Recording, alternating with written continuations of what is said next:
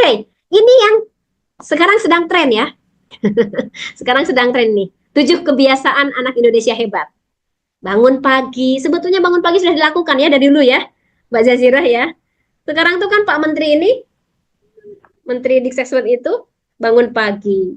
Kebiasaan bangun pagi teratur. Kalau tadi sudah terbentuk moralnya semua tuh, ini tidak perlu dibangunkan anak tuh.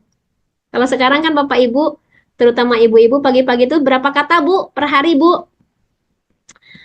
Mbak Zazira berapa kata per hari? Kalau ibu-ibu itu lebih dari 20 kata. Ya, pagi-pagi ayo bangun bangun bangun. Wewe gitu kan. Lebih, Bu. Lebih ya.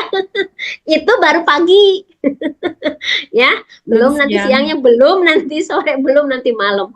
Masalah membangunkan pagi. Bangun pagi itu memberikan energi positif, meningkatkan fokus belajar. Nah, ini kalau si anak sudah terbentuk fondasinya, bangun pagi itu tidak harus dibangunkan. Gitu ya. Karena apa? Dia sudah punya habit kan, kebiasaan kan, sudah terbentuk. Nah, 7 kebiasaan beribadah. Ini ya, sudah sholat tidak disuruh lagi. Olahraga, sekarang ada senam sehat katanya, melatih kesehatan fisik, mental, meningkatkan semangat belajar. Bu Ika, nggak sempat olahraga misalkan karena jamnya ini di kelas, suruh berdiri dulu. Sebelum Pak Huma mengajar, ayo anak-anak berdiri, kita ice breaking dulu. Nah, setelkan misalkan video, yang penting anak gerak-gerak.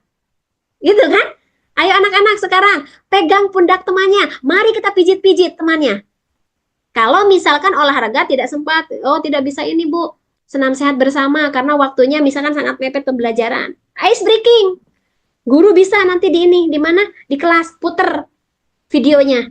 Sebentar aja misalkan 5 menit. Kayak kita olahraga dulu ya, biar kalian nanti fokus belajarnya, kalian nanti semangat belajarnya. Gitu ya, karena tidak cukup waktunya untuk senam sehat, jadi nanti kita olahraganya di dalam kelas. Ya, nanti olahraga bikin kalian semangat, kalian sudah pijit-pijit pundak temannya, gitu kan? Kalian sudah ini misalkan ice breaking aja, monggo dimodifikasi oleh Bapak Ibu guru. Nah, gemar belajar. Ya, gemar belajar ini balik lagi Bapak Ibu. Gemar belajar itu tadi ya, tidak semua anak gemar belajar. Makanya kalau belajar itu tidak hanya fokus pada materi pelajaran. Gitu ya. Anak saya tuh kemarin protes. Kan di sekolah ada namanya literasi. Kemudian anak saya itu suka baca novel. Nah, suka baca novel. Akhirnya ditegurlah sama ustadzahnya. Tuh kan sudah baca novel. Dia ketika pulang reaktif. Adek tuh tahu membaca novel itu tidak saat pembelajaran. Adek paham. Adek itu membaca novel itu saat istirahat. Dia langsung memberikan alasan, Bunda, membaca novel itu kan penting. Membaca itu tidak hanya pelajaran semuanya. Itu tuh kan bagian dari literasi.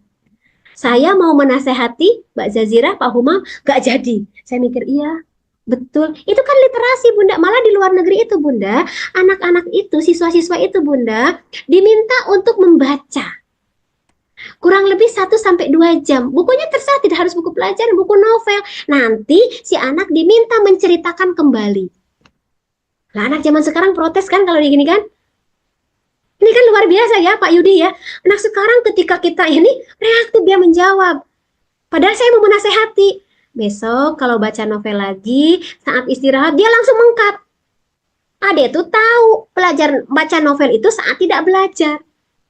Kayak gitu loh Pak Samsil, Bu Rini. Jadi saya tuh sampai, oh iya, nggak jadi saya nasehatin. Iya, betul dek, betul. Literasi itu penting katanya gitu.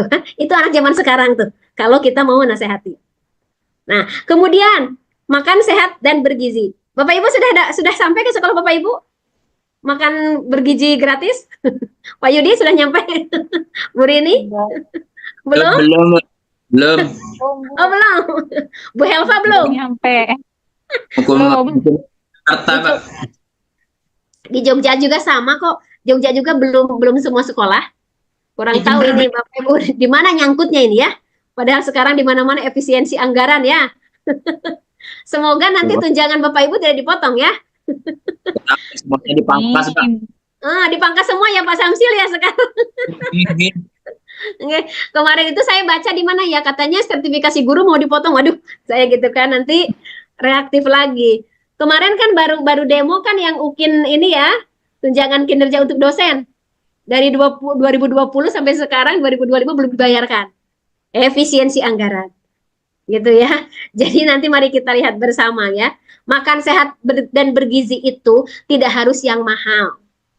Sebetulnya ini kan orang tua tuh sudah melakukan itu sebetulnya. Gitu kan ya Pak Yudi ya, Bu Rini ya? Sudah melakukan di rumah itu. Anak setiap pagi sarapan, tidak harus yang mewah. Ya, tidak harus yang mewah. Tapi bergizi misal. Cuma kadang orang tua itu memberikan makan itu asal makan, begitu ya? Yang penting kamu sudah makan nasi sama telur dadar sudah makan. Padahal kalau mau kita lihat, telur di dadar itu menjadi tidak bergizi. Kalau telur mau bergizi itu, telurnya jangan di dadar tapi diceplok. Karena apa? Kalau di dadar itu proteinnya jadi rusak. Gitu kan? Itu menjadi tidak bergizi. Terus gimana Bu Ika? Direbus telurnya. Misalkan di balado, misalkan disemur gitu ya. Jadi nanti antara putih telur sama kuning telur terpisah. Kadang di dadar telur. Kadang orang tua tuh udah makan aja mie sama nasi. Padahal itu karbo ketemu karbo. Iya kan? Makanya menjadikanlah anaknya obesitas. Gitu kan? Ini yang apa? Pagi sarapannya adalah mie pakai nasi. Nanti siang pulangnya mie goreng. Iya kan? Malamnya makannya magelangan. Itu kan karbo semua. Ya kan? Akhirnya semua protein yang bergizi itu menjadi rusak. Nah, seharusnya yang diedukasi itu orang tuanya dulu. Ya kan? Diedukasi dulu makanan bergizi itu nggak harus yang mahal, nggak harus daging. Nggak harus daging. Telur, tahu, tempe. Tahu itu bagus, tempe itu bagus, tapi tempe itu digoreng jadi tidak bagus. Karena minyaknya meresap. Iya kan? Terus diapain Bu Ika? Tempe itu ya di-grill lah. Atau misalkan dibacem dulu sedikit gula, kasih gulanya sedikit, tapi nanti jangan digoreng, dipanggang. Ya, ini kaitannya dengan makan sehat dan bergizi. Katanya untuk apa? Kesehatan fisik, memaksimalkan potensi tubuh dan pikiran. Padahal telur itu kan sudah bagus, tapi telur itu menjadi tidak bagus kalau di dadar. Ya, Bu Helva ya Pak Samsil, mulai malam ini setelah ikut pelatihan ini, besok telurnya jangan didadar Pak Yudi. Direbus, ya. Bu. Direbus. Kuning telurnya dibuang, putih telur, protein tinggi itu yang dimakan. Soalnya sayang ya Bu Ika, telur mahal sekarang. Sekali-kali lah makan telur ininya. Anak-anak nanti kalau hari ini nak, besok makannya sama telur, jangan didadar ya, sekali-kali aja didadar itu. Ibu ceplok ya. Iya kan? Jadi kuning telur sama putih telurnya, jadi proteinnya tidak rusak. Itu makan sehat dan bergizi itu. Ya, jangan besok mie sama nasi, jangan karbo-karbo. Proteinnya nggak ada gitu. Malah begini, kalau Bu Ika boleh nggak telur dadar? Telur dadar itu kan tidak ada proteinnya, tidak ada gizinya itu tuh. Harus ditambahkan lauk yang lain. Proteinnya dari apa? Misalkan tahu, tempe, boleh. Tahunya direbus, nggak enak ya Bu Ika. Memang makanan sehat itu tidak enak. Ya, yang digoreng-goreng itu kan nikmat sekali. Tempe goreng, tahu goreng gitu kan, dan lain sebagainya. Oke, nah ini 7 kebiasaan berikutnya adalah bermasyarakat. Ya, anak terlibat di berbagai lingkungan. Bu Ika, lihat nanti lingkungan sekitar Bapak Ibu, mendukung enggak? Ketika anak berinteraksi dengan lingkungan, bagaimana kita mengajarkan tentang toleransi, bagaimana kita mengajarkan tentang kesetaraan, dan mengajarkan bagaimana anak bisa bertanggung jawab. Gitu ya. Bu Ika, lingkungannya tidak kondusif. Karena lingkungan di rumah saya itu, mohon maaf Bu, misalkan lingkungan untuk anak-anak tuh agak kurang safety lah, kurang nyaman lah Bu. Ya, misalkan ada lingkungan anak pemuda-pemudinya minuman keras, bisa apa? Monggo, nanti Bapak Ibu yang bisa memilah dan memilih. Sekali lagi, bermasyarakat itu bagi anak diajarkan bersosialisasi. Kita memberikan pemahaman pada anak, ini positif, ini negatif. Yang baik adalah ini, yang buruk adalah ini. Tanamkan pada anak-anak kita, Bapak Ibu percaya bahwa kamu adalah bisa jadi anak yang berkualitas. Jadi jangan penuh prasangka pada anak kita. Tapi tanamkan pada anak kita, Bapak Ibu percaya sama kamu. Kamu jadi anak yang berkualitas. Ini, tidur atau istirahat yang cukup. Kalau di negara luar itu, seperti di Jepang, Cina itu, sudah ada sekolah tidur siang ya. Gimana Bu Ika kalau di kelas ada anak tidur?